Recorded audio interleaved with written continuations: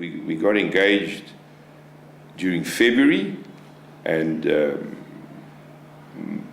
our parents decided a good time would be to get married as soon as possible. So we got married on the 30th of June. Just on a side issue, in those days, the financial year ended on the 30th of June, not the 28th of February as we know it now. And one of the plus factors getting married on the 30th of June of that year was that I was considered married for tax purposes for the whole previous year, so I got a refund from the tax man for getting married on that date. I remember that pretty well. You know, we got married and we looked around for a place to stay, and we found a flat number 4, Cleveland Mansions. It was a large 4-room flat. We paid R51.90 a month. And it was a great place. It was a big 4-room flat, and it was fantastic. We got set up, and in a matter of time, about 9 months later, Fiona was born. It didn't take very long. I got the recipe in Muizenberg, and Fiona was born on the 16th of May, 1964.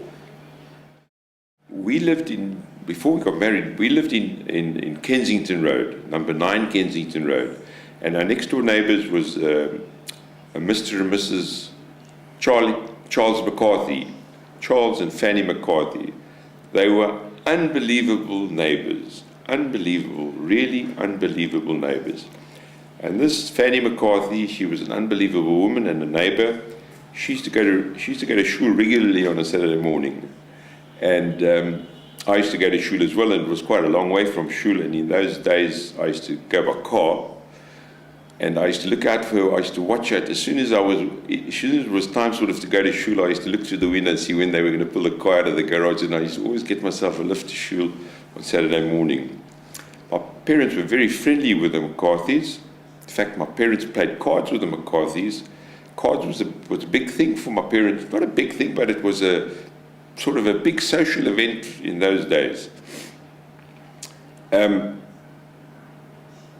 McCarthy was a builder, and he had a very big piece of ground in Bergfleet, and he decided to put up a very big, sort of a biggish block of flats with a lot of shops. And this was in 63. 63, I'd got married, and Charles McCarthy offered my dad premises. He says, "Why don't you open another shop in Bergfleet?" So my dad decided to open the shop in Bergfleet. So even before this building had started, my dad had taken the centre shop in Sherwood Shopping Centre, Drysdale Road. A few months, when the building started, just on a side issue, a few months before the building was completed, my dad got a call from a guy by the name of Harry Golden. That was his real name, but they also used to call him Jack Golden. And Jack Golden was a guy that had a very big grocery business called Suburban Provisions in Milner Road, Rondebosch. And he had just sort of started right next door. He opened a very little shop next to Suburban Provisions, and he called it Pick and Pay, and he was selling grocery items out of boxes, competing with his Suburban Provisions prices, because he only would take cash for these groceries. So people that had accounts in Suburban Provisions could see how much the cash and carry items is in this little Pick and Pay.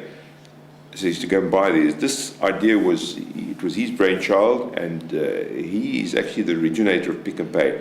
And he decided to open a bigger Pick and Pay, and he heard that my dad had taken a butchery business, and he phoned my dad on several occasions. My dad encouraged him to go ahead with his plans. And cut a long story short, he took 4 or 5 of these shops adjacent to my dad in Sherwood Shopping Centre. The separating walls were already built, but they got broken down. And the first real Pick and Pay was opened on the 27th of May 1964. And simultaneously, we opened a butchery next door him on the same cash basis, and we called it Bergdale Meat Market.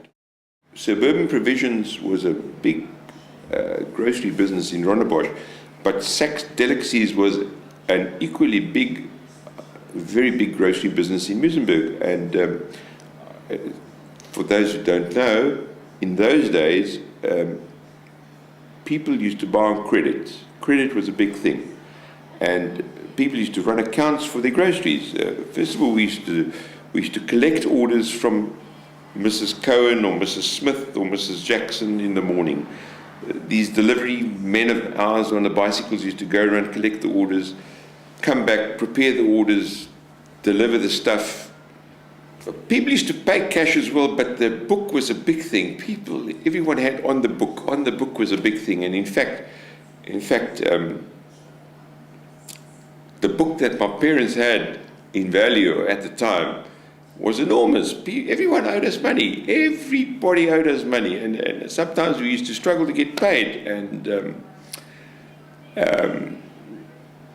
Harry Golden or Jack Golden at the time had the same sort of experience in Suburban Provisions, hence his brilliant idea of starting a cash and carry place, this little 2x4 place which he started next to Suburban Provisions, and then he opened this massive original Pick and Pay in Drysdale Road. And we had this butchery next door. In those days there weren't butcheries in supermarkets yet, but that's another long story on its own, and I don't think there's going to be enough time to tell that story on this particular tape, but perhaps it's worth telling it on another tape.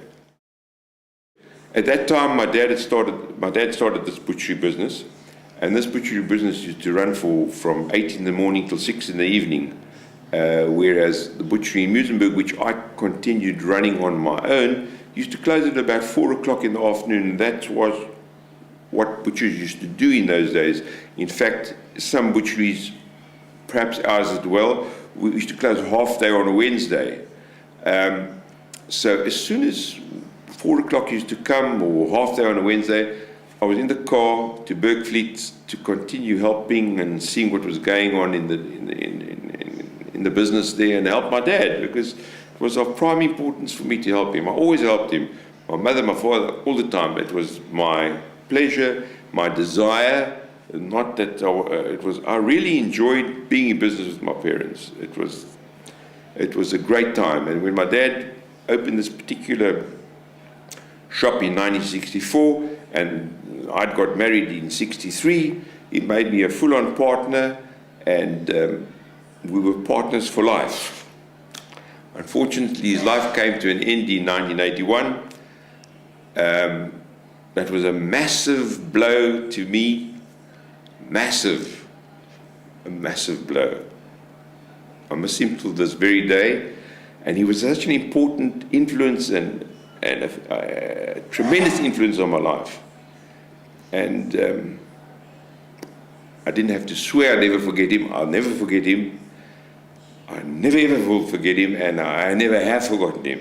What kind of a man was he? He was a great man. He was a family-orientated man. He was only interested in the welfare of his family and his extended family, and he treated my granny, his mother-in-law, as his mother, and she treated him equally as her son. There was no... and my mother's extended family, not my mother, my mother's sisters and her brother, they all come. My mother, they stayed in. They eventually went to Johannesburg, and everyone used to come on holiday to Irene and Solly and family. And the house was, no matter who was coming or how many was coming, somehow or other there was always place at the Saxes in Kensington Road.